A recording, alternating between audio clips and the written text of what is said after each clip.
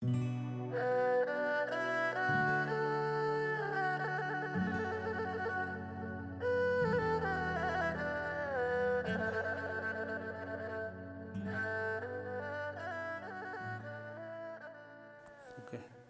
आज फिर मैं प्राचीन भारतीय इतिहास के अंतर्गत एक नया अध्याय लेकर उपस्थित हूँ और इस अध्याय का नाम है बुद्धिज्म अर्थात बौद्ध धर्म। ये चैप्टर या ये टॉपिक आचार्य फर्स्ट भोट इतिहास के अंतर्गत दूसरा पेपर प्राचीन भारतीय इतिहास से संबंधित है। तो आज इसमें आप बौद्ध धर्म के प्रमुख सिद्धांत के बारे में जानेंगे। मतलब बौद्ध धर्म की मुख्य शिक्षाएं क्या थी या मुख्य प्रिंसिपल्स क्या थे, ये आप जानेंगे। तो आज का जो चैप्टर है मेनली जो फोकस होगा वो बुद्धिज्म की टीचिंग्स से संबंधित ही होगा। तो हम आगे बढ़ने से पहले हम बताना चाहेंगे कि बौद्ध धर्म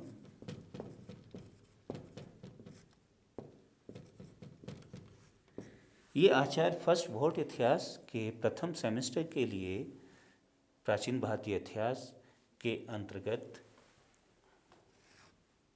उन छात्रों के लिए है जिनका माध्यम हिंदी है या मीडियम हिंदी है, हिंदी मीडियम से वो अपना एग्जाम देंगे।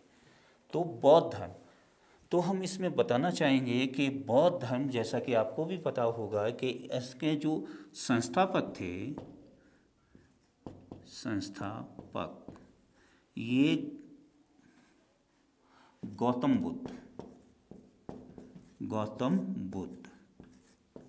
कौन संस्थापक थे? गौतम बुद्ध, जिन्हें आप भगवान बुद्ध भी जान सकते हो। लेकिन इनके बचपन का नाम सिद्धार्थ था। क्या था? सिद्धार्थ बचपन का नाम। यहाँ हम देखेंगे संस्थापक गौतम बुद्ध और बचपन का नाम सिद्धार्थ। ओके। जहाँ तक इनके टाइम की बात है या समय की बात है तो हम ये देखते हैं कि इनका जो समय है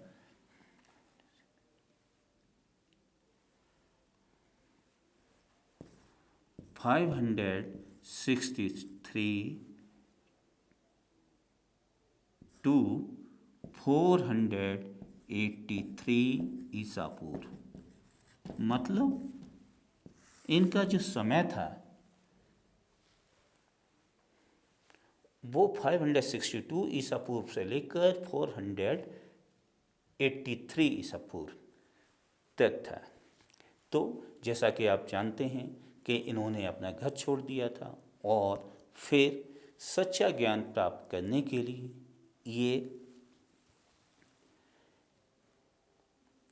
घर से निकल पाए और एक जंगल में गए या वन में गए। वहाँ इन्होंने 7 वर्ष या 7 ईयर्स तक तपस्या की। उसके बाद इन्हें ज्ञान प्राप्त हुआ और वहीं से ये बुद्ध कहलाए, मतलब बुद्ध बन गए। इन्हें ज्ञान प्राप्त हो गया, इनलाइटमेंट हो गया ये। तो बुद्ध कब बने ये? जब इन्हें सच्चा ज्ञान प्राप्त हो गया। ओके। तो बौद्ध धर्म के सिद्धांत या प्रिंसिपल क्या थे, इस संबंध में हम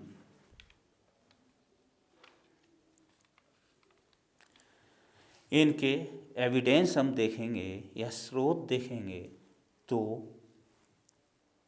अगुंतर निकाय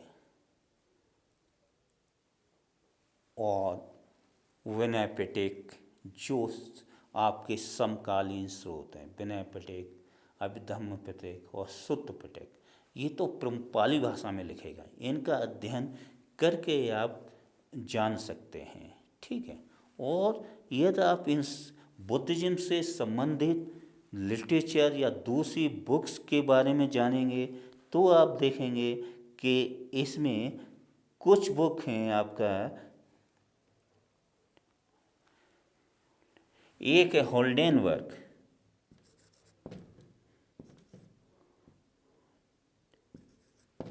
वर्ग। इन्होंने एक किताब लिखी है, आपके होल्डेनबर्ग ने जो किताब लिखी है उस किताब का नाम है the life of Buddha. The life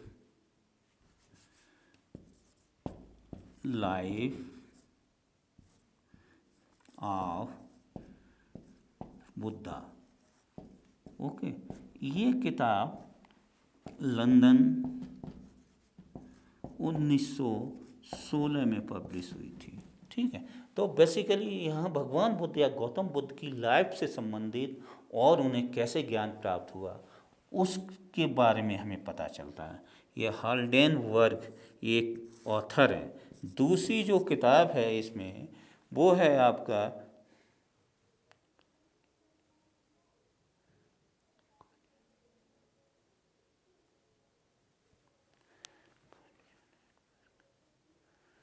कॉन्जे एडवर्ग।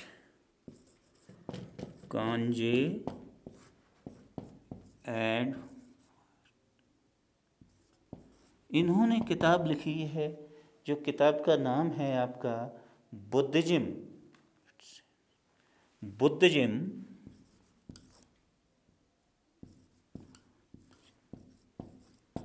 It's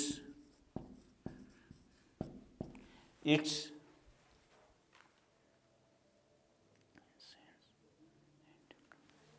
it's essence and development।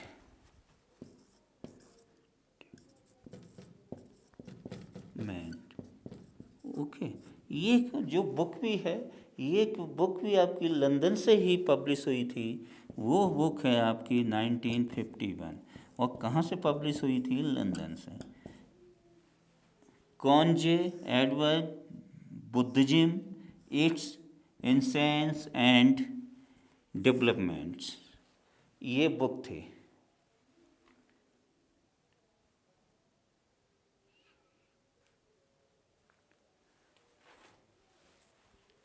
ये सेकेंडरी सोर्स हैं, मतलब द्वितीयक स्रोत हैं। विनय पिटक, अभिधम्म पिटक और सुत्त पिटक के अध्ययन से तो आपके बौद्ध धर्म के बारे में पता चल ही जाएगा, जो कि समकालीन आपके स्रोत हैं।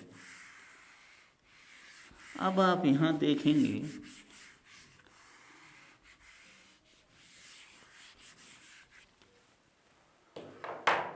बौद्ध धर्म के प्रमुख सिद्धांत।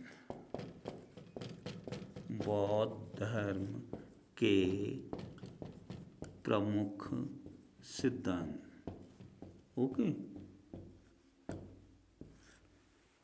यहाँ आप ये जानेंगे बौद्ध धर्म के प्रमुख सिद्धांत क्या है, या प्रमुख नियम क्या है, या बौद्ध धर्म की मुख्य फिलॉसफी या मुख्य दर्शन क्या था। सिद्धांत को हम दर्शन भी लिख सकते हैं। ओके, तो इसमें सबसे प्रमुख जो फिलॉसफी है बुद्धिज्म की, जिसके इर्द गिर्द या चारों तरफ हमारा बौद्ध धर्म घूमता है, वो क्या है? आपके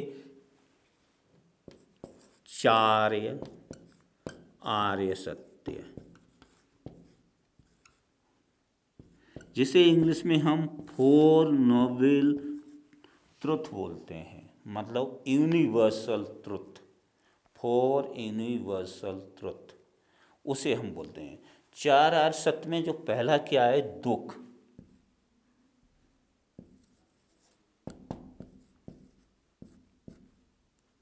यहाँ हमारे भगवान बुद्ध या गौतम बुद्ध का ये कहना था कि संसार में दुख ही दुख है, दुख के अलावा कुछ नहीं है। और दुख की उत्पत्ति कब होती है? जब इस ब्रह्मांड में या इस धरती पर कोई अपने अस्तित्व में आता है, मतलब सजीव वस्तु, सजीव जिसमें जान होती है, वो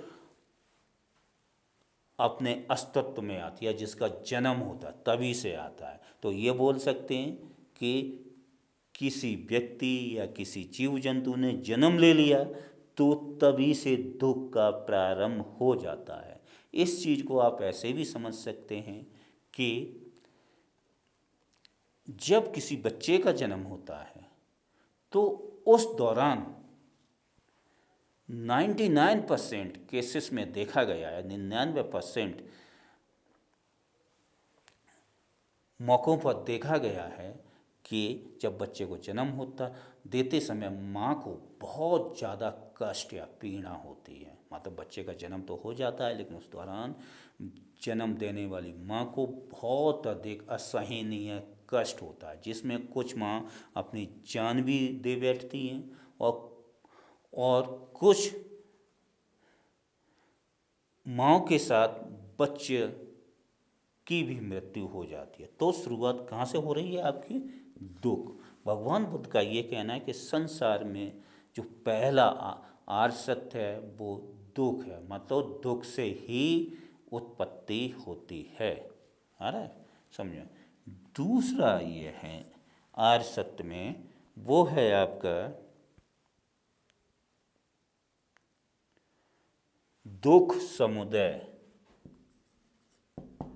दुख समुदय, दुख समुदय को हम बोल सकते हैं कारण।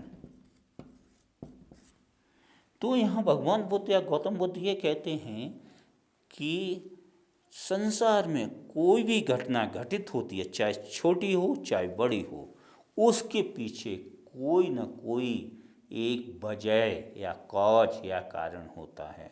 मतलब बिना कारण के कोई भी घटना इस दुनिया में घटित हो ही नहीं सकती। तो उनका कहने का मतलब ये था कि किसी को यह दुख है तो उसका कोई ना कोई एक वजह या कारण या कॉज अवश्य ही होगा। ये दूसरा आर्य सत्य था। आ रहा है समझ में? जब किसी भी स्टूडेंट्स की समझ में ना आए तो वो बिना झिझक हमसे पूछ सकता है।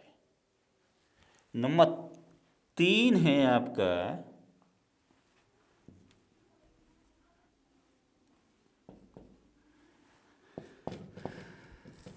आर्य सत्य में, वो है आपका दुख निरोध। दुख निरोध, यहाँ निरोध को कहते हैं समाधान। मतलब ये कहना है कि ये दुख है संसार में और दुख का कारण पता चल जाए तो व्यक्ति उसे खत्म कर सकता है, मतलब समाधान कर सकता है। तो दुख निरोध, ये तीसरा आर्य सत्य। पहला दुख, दूसरा दुख समुदय और तीसरा दुख निरोध। क्योंकि जिस प्रकार किसी घटना के घटित होने के पीछे कोई ना कोई कारण होता है और कारण को यदि कोई ठीक से खोज ले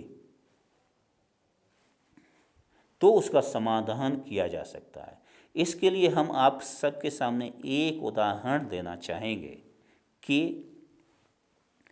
यदि किसी विद्यार्थी के एग्जाम में अंक कम आते हैं या वो विद्यार्थी फेल होता है तो उसे ये गंभीरतापूर्वक विचार या अवलोकन करना चाहिए कि हमारे नंबर कम क्यों आए या हम फेल क्यों हुए। ठीक से नहीं पढ़ पाया होगा या क्वेश्चन पेपर था, प्रश्न पत्र था, वो आपका जो भी पाठ्यक्रम था उससे बाहर आया हो या दूसरी वजह हो सकती है। जब इस विद्यार्थी को मार्क्स या अंक कम आने का पता चल जाएगा तो वो उस चीज़ को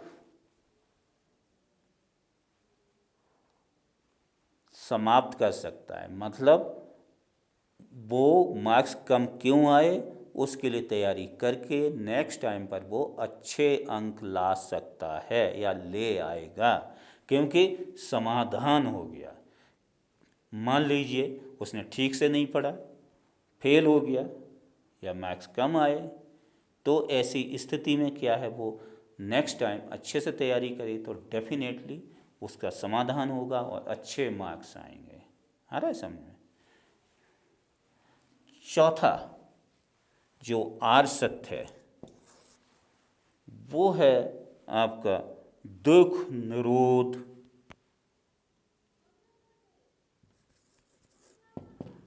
दुख निरोध गामिनी गामिनी।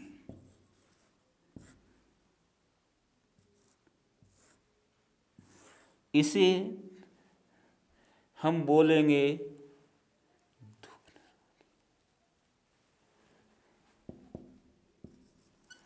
दुख को दूर करने का मार्ग, रास्ता। ओके, मतलब दुख को कैसे समाधान करोगे? जब आपको मार्ग मिल जाएगा, रास्ता मिल जाएगा, तभी करोगे। जैसे कि समाधान आप कब करोगे दुख का? जब आपको उसकी वजह पता चल जाएगी, और किस वजह कैसी होगी, किस रास्ते से करोगे, तो उसी को आपको दुख निरोध गामिनी के नाम से जाना गया है। इसे हम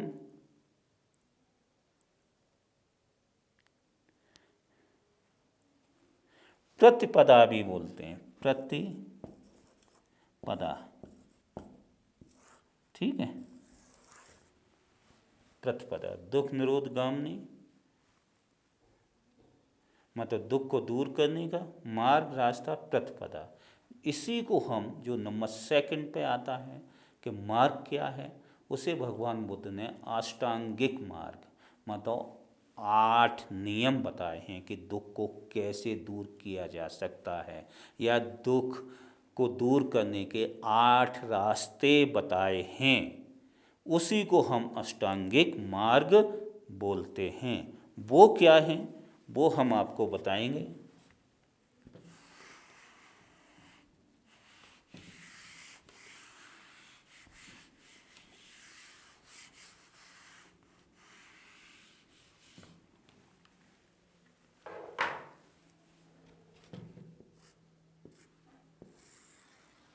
इसमें हैं आपके अष्टांगिक मार्ग, अष्टांगिक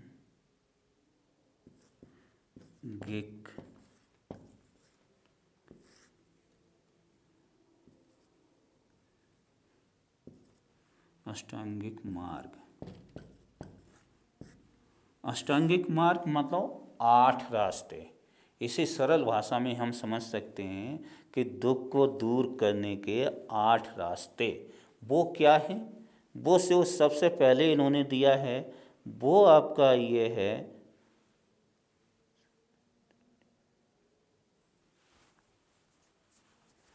सम्यक दृष्टि। सम्यक दृष्टि। ओके, यहाँ बहुत अच्छा शब्द, सम्यक का मतलब है अच्छा, गुड। सम्यक को क्या बोलते हैं? अच्छा,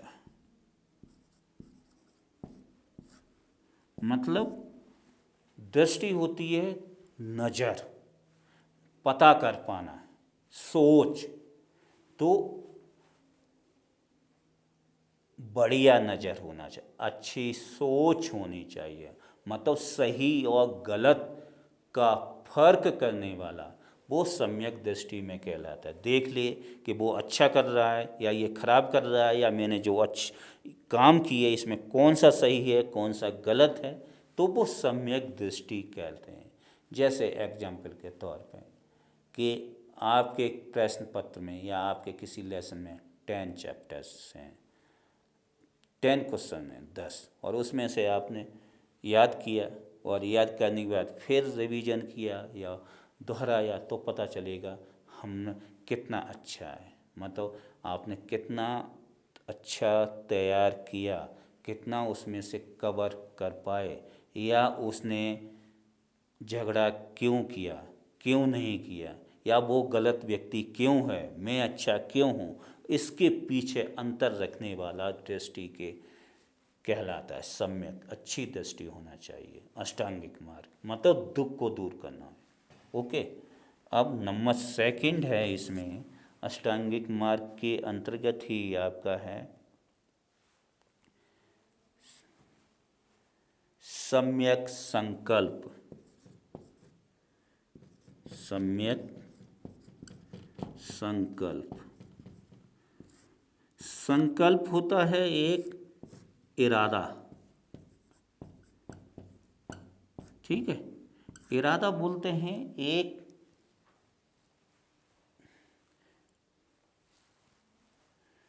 किसी चीज को लेकर दृढ़ विश्वास, मजबूत स्तंभ तैयार करना। इरादा कि तुम क्या करने का इरादा है या क्या प्लान है। तो सम्यक संकल्प, संकल्प दृढ़ निश्चय, निश्चय बोलते हैं कि निश्चय कैसा होना चाहिए आपका, अच्छा सम्यक होना चाहिए संकल्प। जैसे आपकी इच्छा है, वो इच्छा कैसी होनी चाहिए, दूसरों की भलाई के लिए, अपनी भलाई के लिए नहीं, या हमें हिंसा नहीं करनी है, अहिंसा का मार्ग अपनाना है। ये संकल्प कर लो कि हम ऐसा कर रहे हैं, या मुझे परीक्षा में फर्स्ट पोजीशन लानी है या कक्षा में टॉप करना है। तो ये आपका संकल्प हो गया, उसी के हिसाब से आप तैयारी करोगे, ठीक है। तीसरा,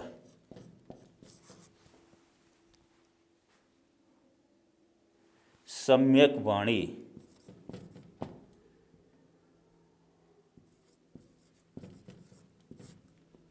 वाणी, वाणी होता है आपका बोलना, ओके। मतलब हमें ऐसी भाषा का प्रयोग करना है जिससे कि किसी व्यक्ति को दुख ना हो। मतलब कोई व्यक्ति गलत काम कर भी रहा है तो उसे प्यार से समझा देना, उस पर गुस्सा ना हो, अच्छी भाषा बोलना। मतलब सम्यक, अच्छी मधुर भाषा बोलना। ऐसी भाषा ना बोलो जो कि कानों में चुभ जाए या वो उसे बहुत ज़्यादा गलत लगे और आपसे नाराज हो जाए। तो क्या है, वाणी, मधुर वाणी बोलना चाहिए, ठीक है। क्योंकि आप कोई भी व्यक्ति जब गुस्से में होता है तो जनरली कठोर भाषा या बुरी भाषा का उपयोग करता है। ऐसी स्थिति में अच्छा व्यक्ति सोच ही नहीं सकता। तो वाणी कैसी बोलना चाहिए, मधुर, मीठी, जिससे कि किसी को दुख ना हो। कहते हैं कि व्यक्ति हथियार या शस्त्र से ही नहीं मरता बल्कि वाणी से भी मर जाता है। आप किसी को बार बार ताना देते रहोगे कि तू ऐसा है, वैसा किया, तुमने ये किया, तो वो सुसाइड भी कर लेते हैं, आत्महत्या भी कर लेते हैं। व्यक्ति की परिस्थितियाँ देखनी चाहिए कि वो किस परिस्थिति से गुजर रहा है, तो उसका समाधान खोजना चाहिए, समझाना चाहिए, मीठी भाषा उपयोग करनी चाहिए। और आप बार बार ताना दोगे तो वो आपको नुकसान नहीं पहुंचा पाएगा लेकिन खुद को तो नुकसान पहुंचा ही लेगा। तो हमें वाणी कैसी होनी चाहिए, सम्यक, या अष्टांगिक मार्ग के अंतर्गत है। नंबर 4, नंबर 4 में है आपका सम्यक कर्म।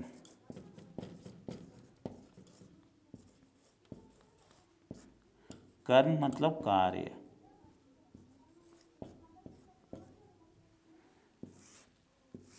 अच्छे कार्य करने चाहिए। मतलब भलाई के कार्य, कोई ऐसा कार्य ना हो आपकी तरह से जिससे कि लोग को दुख पहुँचे। जैसे आपके पास बहुत सारा धन है, मनी है, तो आप किसी को गिफ्ट कर दें, दान दे दें या उपहार दे दें, या गरीबों के लिए अस्पताल खुलवा दें, हैं, या स्कूल खुलवा दें। तो कार्य अच्छे होने चाहिए, तभी किसी के दुख को दूर किया जा सकता है। आपके अंदर भी भलाई होगी या अच्छा मन में लगेगा कि हमने अच्छा किया है, तो आपके अंदर दुख की भावना नहीं आएगी। हम ये सब अष्टांगिक मार्ग क्यों बता रहे हैं, दुख को दूर करने के लिए। आ रहा है समझ में। 5वां है, इसमें आप देखेंगे सम्यक आजीव। सम्यक आजीव, आजीव का मतलब है कैरेक्टर, चरित्र।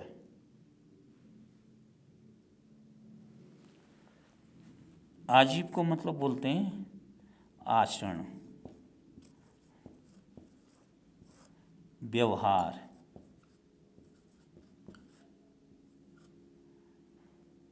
ठीक है। कहने का मतलब सम्यक आजीव, अच्छा आचरण करना चाहिए या व्यवहार दूसरों के प्रति अच्छा होना चाहिए।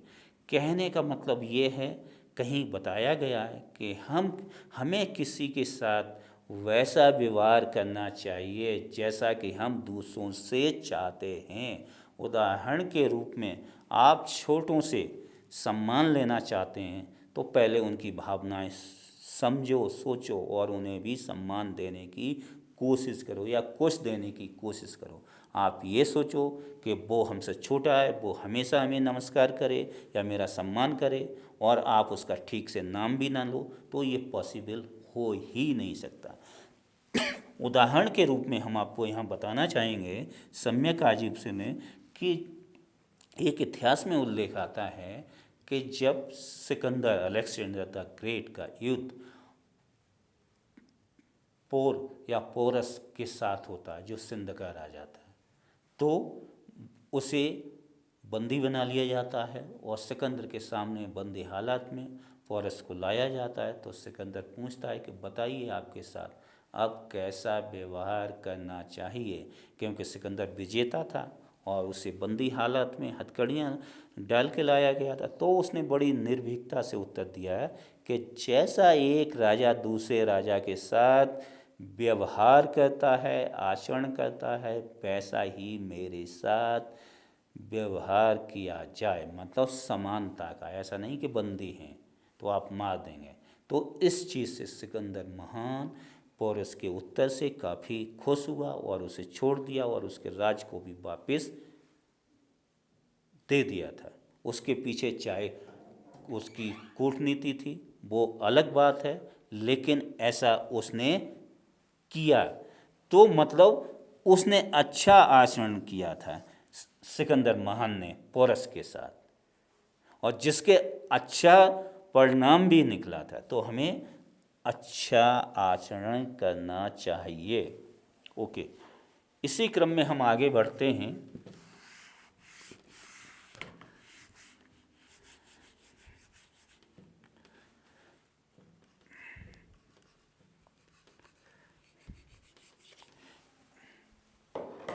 सिक्स नंबर है आपका। इसमें अष्टांगिक मार्ग के अंतर्गत आप देखेंगे सिक्स्थ में सम्यक व्यायाम। सम्यक व्यायाम मतलब प्रयास।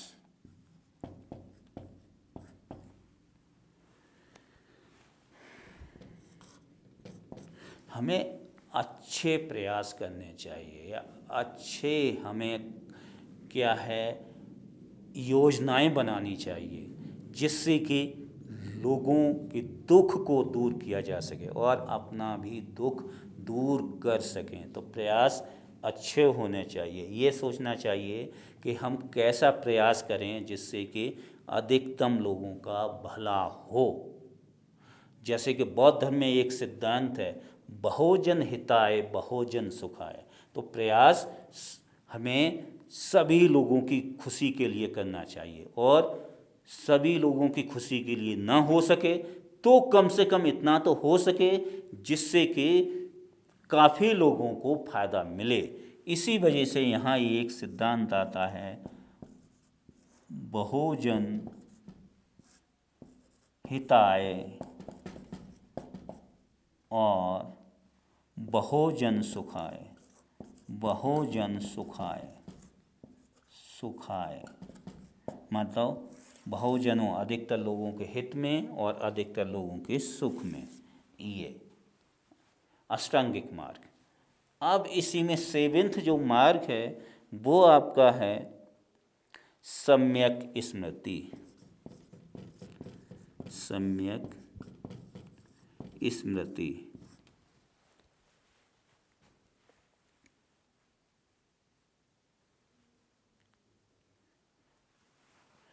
मतलब अच्छाइयों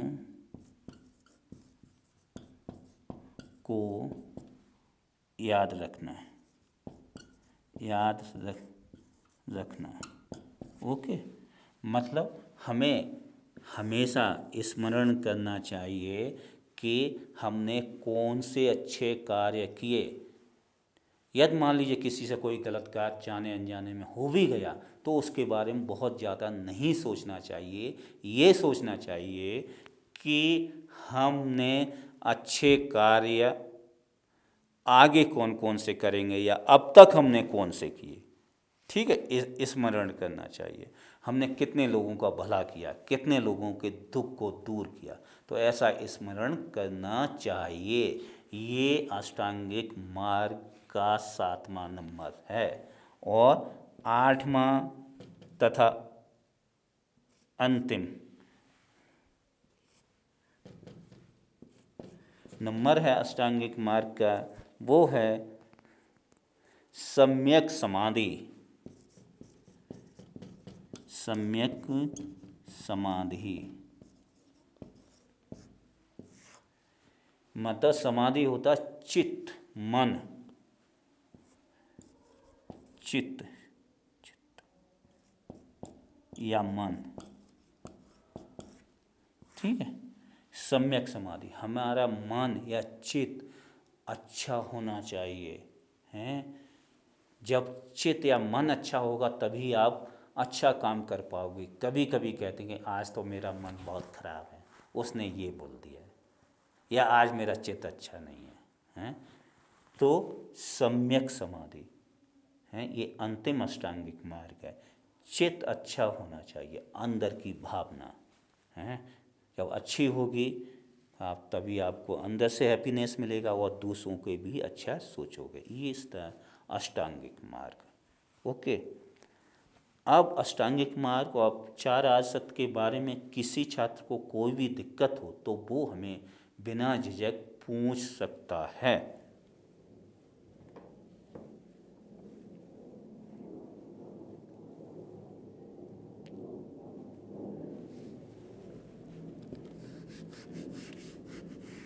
अष्टांगिक मार्ग के अलावा और बौद्ध धर्म का एक और सिद्धांत है, उसे हम बताएंगे, क्योंकि उसका पालन करने से भी व्यक्ति महान बन जाता है। मतलब वो भी अष्टांगिक मार्ग से ही जुड़ा हुआ है। वो कौन सा है? 10 सील। जैसे हम उपबंध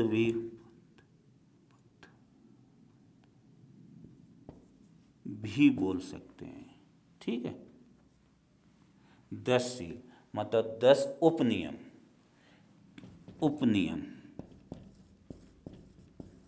दुख को दूर करने के 10 उपनियम कौन कौन से हैं? वो हैं इसमें जो इन्होंने दिया है आपका,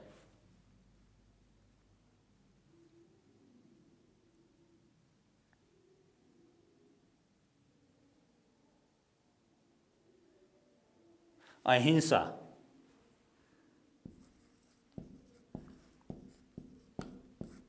हमें हिंसा नहीं करनी है।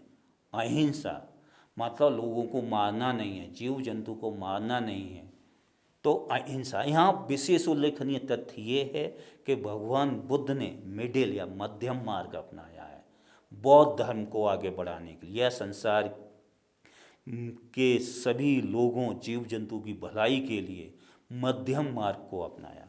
तो अहिंसा, ये बौद्ध धर्म कठोरतम अहिंसा का समर्थन नहीं करता है। आ रहा है समझ में? तो अहिंसा अपनानी चाहिए। हालांकि गौतम बुद्ध तो अहिंसा के कट्टर विरोधी थे। अहिंसा नहीं, हिंसा, हिंसा के ये कट्टर विरोधी थे, अहिंसा का समर्थन करते थे। एक एग्जाम्पल आता, उदाहरण आता है कि गौतम बुद्ध का कजिन देवदत्त नाम था, तो उसने एक हंस को मार दिया था। वो शिकार करता था और वो इत्तेफाक से वहाँ गिरा कि जहाँ गौतम बुद्ध थे, तो उन्होंने तीर को निकाला और उसे घाव को साफ किया, उससे दवाई लगाई। उसके बाद देवदत्त आ गया, उसने कहा इसे मैंने मारा है, मेरा तीर लगा है, मेरा है, मुझे दो। उसने कहा कि नहीं, इसे मैंने बचाया है, बचपन की बात है ये गौतम बुद्ध की। मैं नहीं दूंगा। मामला राज दरबार तक पहुंचा, राजा के पास। तो एक ने कहा इसे तीर मैंने मारा है, मेरा पहले अधिकार है। दूसरे कहते हैं गौतम बुद्ध के नहीं, मैंने बचाया है, मेरा ज़्यादा है। तो राजा ने यही एक फैसला दिया, डिसीजन दिया कि मारने वाले से बचाने वाले का अधिकार अधिक है, इसलिए ये हंस देवदत्त का न होकर सिद्धार्थ का है। तो अहिंसा का 10 सील में। ओके। दूसरा जो सील है इन्होंने अपनाया, बताया है, वो क्या है आपका? सत्य, ट्रुथ। हमें सही बोलना चाहिए, मतलब झूठ नहीं बोलना चाहिए। और जो सही सत्य के रास्ते पर रहता है उसकी हमेशा जीत होती है। कहा भी गया है कि सत्यमेव जयते, हमेशा सत्य की जीत होती है। क्या कहा गया है?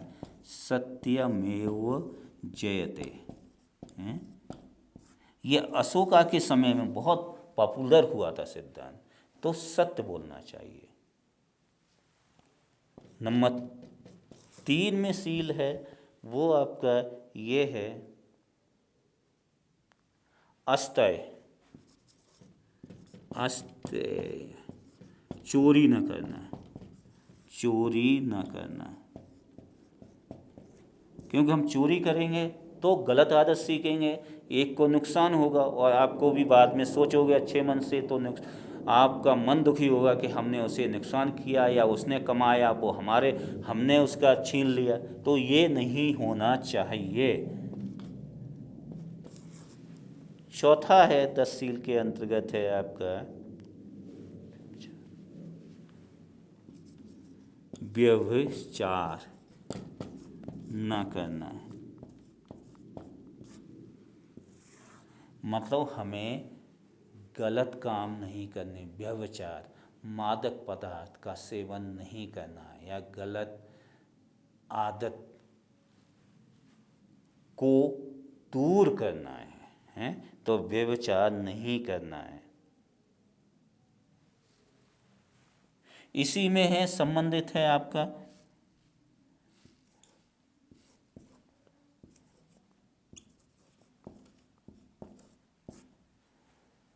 नशीले पदार्थ। नशीले पदार्थ न करना है। मतलब व्यभिचार, बुरा आचरण नहीं करना है या दूसरी तरफ बुरा नहीं देखना है। और मदपान, नशीले पदार्थ का सेवन नहीं करना, उपयोग नहीं करना। मतलब ऐसे हमें वस्तुओं को नहीं खाना है, नहीं लेना है, नहीं पीना है जिससे व्यक्ति को खुद के बारे में पता ही नहीं रहे कि हम क्या है, मतलब नशा हो जाए उसे। ओके। फिर है 6th नंबर। 6th में है आपका नंबर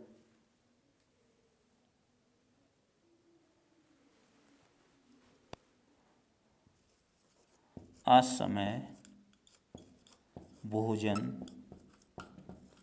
न करना। ठीक है। मतलब गलत समय पर भोजन न करना। इसी वजह से बौद्ध धर्म में बताया गया है कि शाम को बहुत अधिक खाना नहीं खाना चाहिए, क्योंकि आराम का समय होता है। या ज़्यादा खाओगे तो आपका शरीर हमेशा आपको साथ नहीं देगा, उसमें विकार या बुराइयां या बीमारियां उत्पन्न हो जाएंगी। आ रहा है समझ में? अब इसी के अंतर्गत आपका 10 सील के तहत ही आप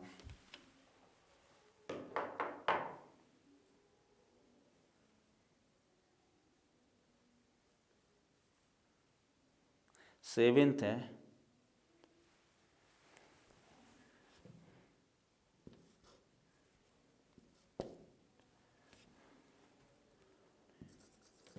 आरामदायक वस्तुओं का त्याग। मतलब आपके पास ऐसी वस्तुएं नहीं होनी चाहिए जिससे कि आप में भोग विलास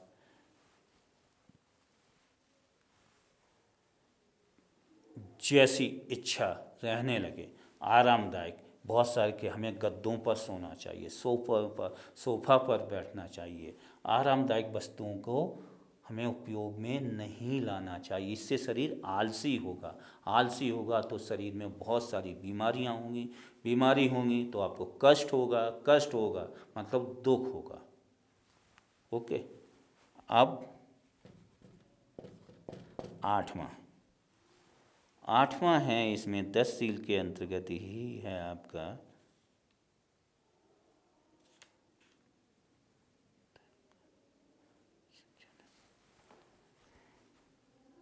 अधिक धन का संचय न करना। मतलब हमें बहुत अधिक धन अपने पास नहीं रखना चाहिए। इसका अर्थ ये हुआ, जितनी आपको आवश्यकता है, नीड है, ज़रूरत है, उतना ही आपको मनी रखना चाहिए, धन। मतलब अधिक नहीं रखना चाहिए। अधिक रखोगे तो व्यक्ति संस्कार ही भूल जाता है। आपने देखा होगा आज के समय में जैसे जैसे व्यक्ति के पास बहुत सारा धन या मनी आ जाता है तो उसके नाते रिश्तेदारी उतनी ही कम हो जाता है। वो इकोनॉमिकली काफ़ी स्ट्रांग तो होगा लेकिन उसके संस्कार वैसे ही कमज़ोर हो जाते हैं और उसी हिसाब से उसकी कैटेगरी या क्लास बन जाती है कि उसके पास बहुत गाड़ी है या बहुत बड़ा बंगला है तो उसी के साथ दोस्ती होती है। मतलब जिनकी सेवा करनी चाहिए उस चीज़ को वो भूल जाते हैं। 9th जो सील है आपका,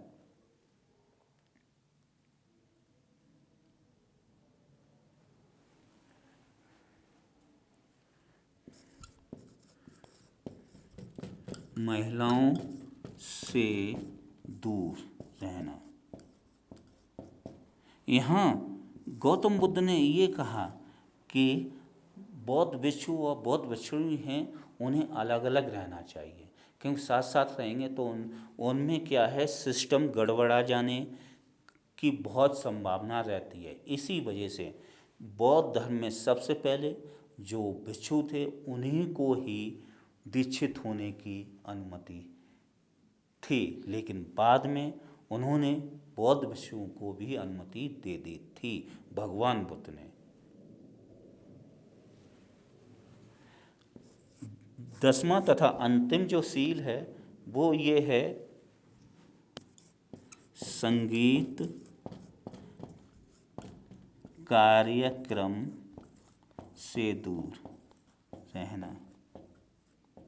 भगवान बुद्ध का ये मानना था या बौद्ध धर्म के 10 सील का ये था कि संगीत कार्यक्रम मतलब मनोरंजन में जो संगीत म्यूजिक केवल व्यक्ति को भोग विलास के रास्ते पर ही ले जाता है, जिससे कि व्यक्ति बहुत ज़्यादा अच्छा नहीं सोच सकता या आराम से रहता है तो कल्याणकारी भावना उसके मन से एक तरह से कम हो जाती है या समाप्त हो जाती है।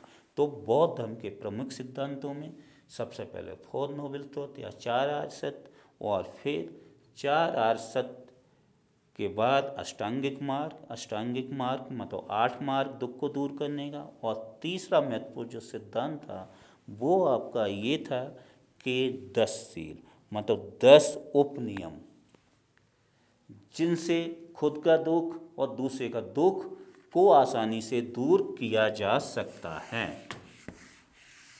ये थे बौद्ध धर्म के प्रमुख सिद्धांत। अब इन्हीं के तहत बौद्ध धर्म के कुछ दूसरे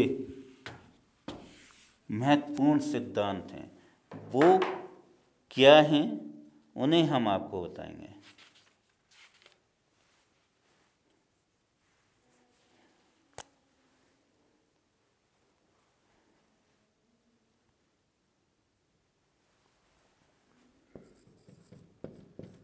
आत्मा संबंधी विचार। तो यहाँ बौद्ध धर्म के अंतर्गत ये है कि आत्मा संबंधी विचार के पीछे हमारा बौद्ध धर्म एक तरह से या तो शांत रहा है या आत्मा के अस्तित्व को उन्होंने एक्सेप्ट नहीं किया, स्वीकार नहीं किया कि आत्मा होती है या नहीं होती। जबकि हमारा हिंदू धर्म या सनातन धर्म ये कहता है कि आत्मा अमर और अजर है, वो कभी नहीं मरती, केवल शरीर ही नष्ट होता है। लेकिन ये बौद्ध धर्म का जो सिद्धांत है, आत्मा संबंधी सिद्धांत, ये संभवतः हिंदू धर्म के सिद्धांत से पूर्ण रूप से अलग है या विपरीत है। एक आत्मा को मानता है और ये आत्मा के संबंध में बौद्ध धर्म बिल्कुल मौन है, चुप है या आत्मा के अस्तित्व को मानता ही नहीं है। ओके, ये आपका चौथा था। पांचवा था वेदों में अविश्वास। देखिए, जैन धर्म के समान बौद्ध धर्म में जो हिंदू धर्म के प्राचीन तथा प्रमुख धार्मिक पुस्तकें वेद, इनकी संख्या 4 है, उनमें विश्वास नहीं करते। बौद्ध धर्म के अनुयायी या बौद्ध धर्म में ये बताया गया है कि वेदों के अध्ययन से समस्त लोगों का भला नहीं हो सकता, भलाई नहीं हो सकती। वो बात अलग है कि वसुधैव कुटुम्बकम जैसा संस्कृत में सिद्धांत है कि पूरा विश्व एक परिवार के समान है।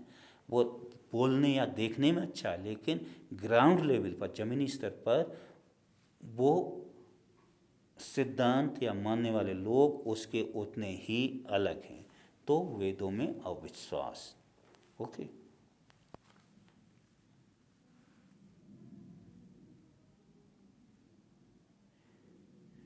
ये बौद्ध धर्म के प्रमुख सिद्धांत हैं। इसके अलावा कुछ चीज़ें और हैं जो हम आपको बताएंगे कि यहाँ भगवान बुद्ध ने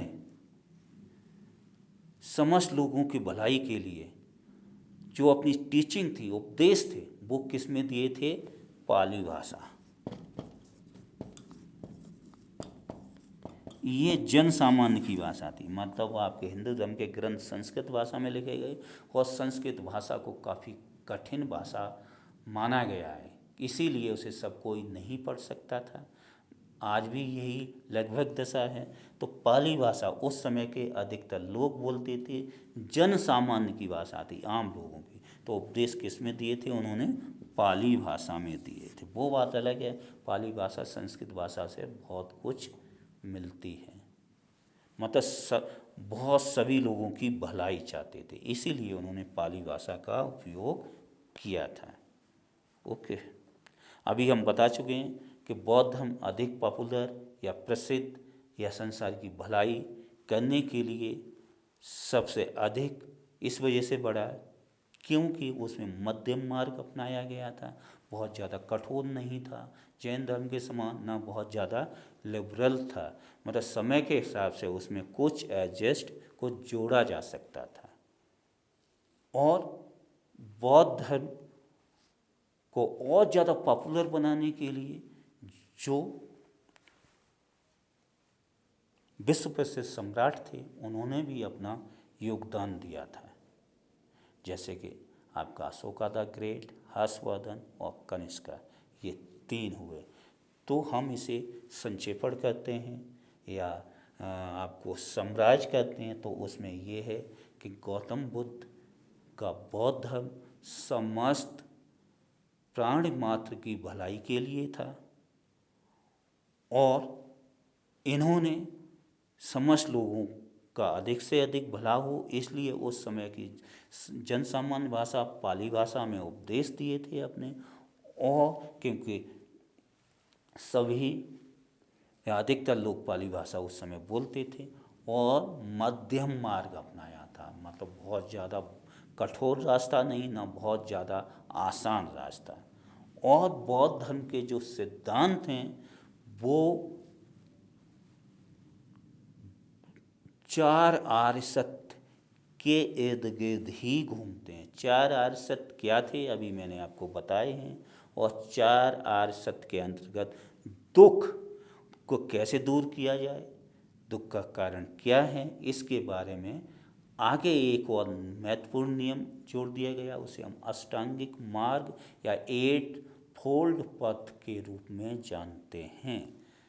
और साथ ही साथ उपनियम या आपकी उप शिक्षाएँ थीं, गौतम बुद्ध के उपदेश थे, जिन्हें हम 10 सील के रूप में भी जानते हैं। तो एक लाइन में हम ये कहें कि 600 ईसा पूर्व भारत में जैन धर्म के समान बौद्ध धर्म का उदय हुआ और इसके संस्थापक भगवान बुद्ध थे और इनकी महत्वपूर्ण शिक्षाएं या उपदेश समस्त मानव जाति के भलाई के लिए थे। यहाँ तक कि हम ये कहें कि इससे लोगों को एक नया आयाम या रास्ता मिला अपने दुख दर्द दूर करने के लिए। इसीलिए बौद्ध धर्म के सिद्धांतों की जितनी हमें पहले ज़रूरत थी उससे कहीं ज़्यादा आज हमें ज़रूरत है, क्योंकि बौद्ध धर्म एक संसार का ऐसा एकमात्र धर्म है जो सभी लोगों को आपस में बांटने के बजाय जोड़ता है और इसके रास्ते या इसके नियम बहुत ही आसान हैं, जिन्हें लोग सच्चे मन से यदि पालन करना चाहें तो बड़ी ही आसानी से कर सकते हैं।